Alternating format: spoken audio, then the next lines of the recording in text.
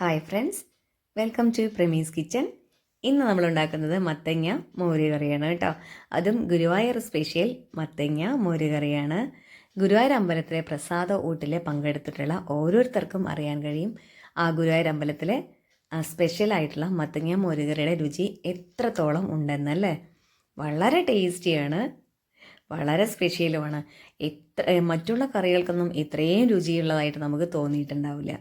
അത്രയും രുചിയുള്ള മത്തങ്ങ മോര് കറിയാണ് നമ്മളിന്നുണ്ടാക്കുന്നത്. അപ്പോൾ നമ്മൾ ആ മത്തങ്ങ മോര് കറി ഉണ്ടാക്കാനായിട്ട് 1/2 കിലോ മത്തങ്ങയാണ് കേട്ടോ എടുത്തിട്ടുള്ളത്. ഗുരുവായൂർ അമ്പലത്തിൽ നമ്മൾ കഴിച്ചിട്ടുള്ളപ്പോഴെല്ലാം മത്തങ്ങയിൽ തൊലി കളയാതെയാണ് അവിടെ വയ്ക്കാറുള്ളത്. അപ്പോൾ നമ്മൾ അതുപോലെ തൊലി കളയാതെ നമ്മളിതേ അരിഞ്ഞെടുത്തിട്ടുണ്ട്.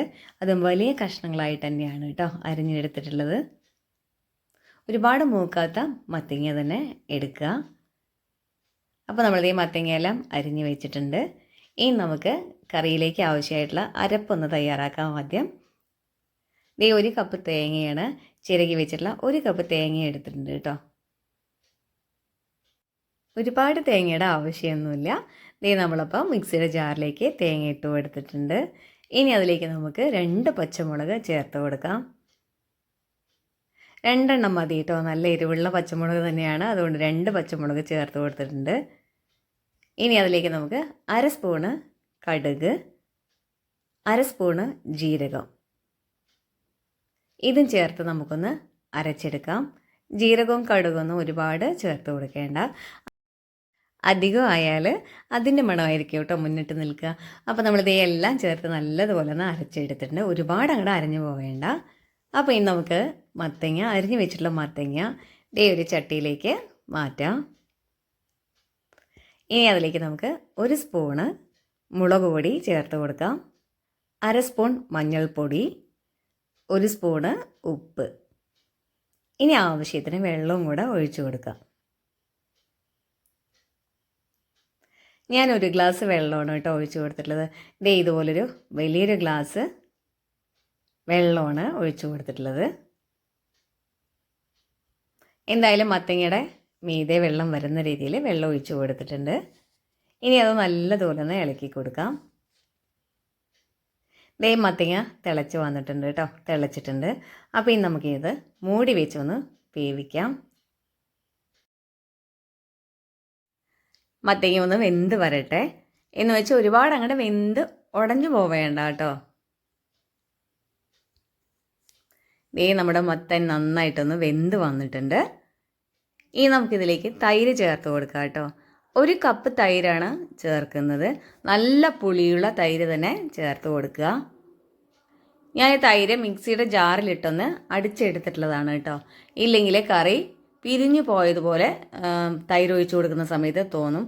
അതുകൊണ്ട് അങ്ങനെ ഇല്ലാതിരിക്കാൻ വേണ്ടിയിട്ടാണ് ഞാൻ മിക്സിയുടെ ജാറിലിട്ടൊന്ന് അടിച്ചെടുത്തിട്ടുള്ളത്. നല്ല പുളിയുള്ള തൈര് തന്നെ എടുക്കുക. നമ്മുടെ മത്തങ്ങ കറിക്ക്, ഗുരുവായൂർ സ്പെഷ്യലായിട്ടുള്ള മത്തങ്ങ കറിക്ക്, മത്തങ്ങ മോര് കറിക്ക് നല്ല പുളിയാണ് കേട്ടോ. ഇനി തൈര് ഒഴിച്ചു കൊടുത്ത് ഒന്ന് തിളച്ച് വരട്ടെ. ഇതേ ഒന്ന് തിള വന്നിട്ടുണ്ട്.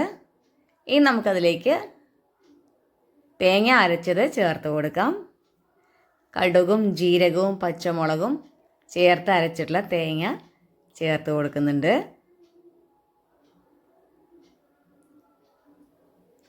തേങ്ങ അരച്ചതുകൂടെ ചേർത്ത് കൊടുക്കുമ്പോൾ കറി ഒന്നുകൂടെ തിക്കായിട്ട് വരും. എന്നാൽ കറി ഒരുപാട് തിക്കായിരിക്കുകയും വേണ്ട, എന്നാൽ ഒരുപാട് ലൂസായിട്ട് ഇരിക്കുകയും വേണ്ട. അപ്പോൾ കുറച്ചുകൂടെ വെള്ളം വേണമെന്നുണ്ടെങ്കിൽ നമ്മൾ തേങ്ങ അരച്ചിട്ടുള്ള മിക്സിയുടെ ജാറിൽ കുറച്ച് വെള്ളം ഒഴിച്ചിട്ട് വേണമെങ്കിൽ ഒഴിച്ചു കൊടുക്കാം. ഇനി ഇപ്പോൾ ഉപ്പ് ഇല്ലയെന്നുണ്ടെങ്കിൽ ഉപ്പ് നോക്കിയ ശേഷം പോരാന്നുണ്ടെങ്കിൽ ഇട്ട് കൊടുക്കാം കേട്ടോ. കുറച്ച് ഉപ്പ് കുറവുള്ളത് കൊണ്ട് ഞാൻ 1 സ്പൂൺ ഉപ്പ് ചേർത്ത് കൊടുക്കുന്നുണ്ട്.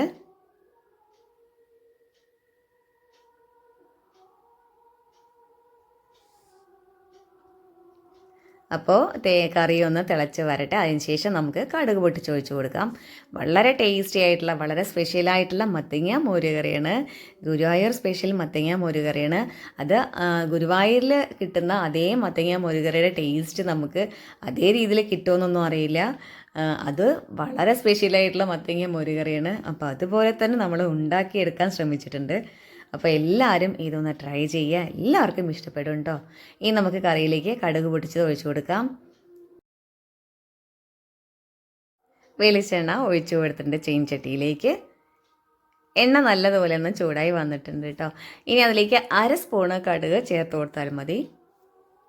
ഒരുപാട് കടുകൊന്നും മത്തങ്ങ മോരുകറിയിൽ ചേർത്ത് കൊടുക്കേണ്ട. ഇനി കടുക് നല്ലതുപോലെ ഒന്ന് പൊട്ടി വരുമ്പോൾ അതിലേക്ക് കറിവേപ്പില ചേർത്ത് കൊടുക്കാം. വറ്റൽമുളക് പൊട്ടിച്ചതും ചേർത്ത് കൊടുക്കുന്നുണ്ട്.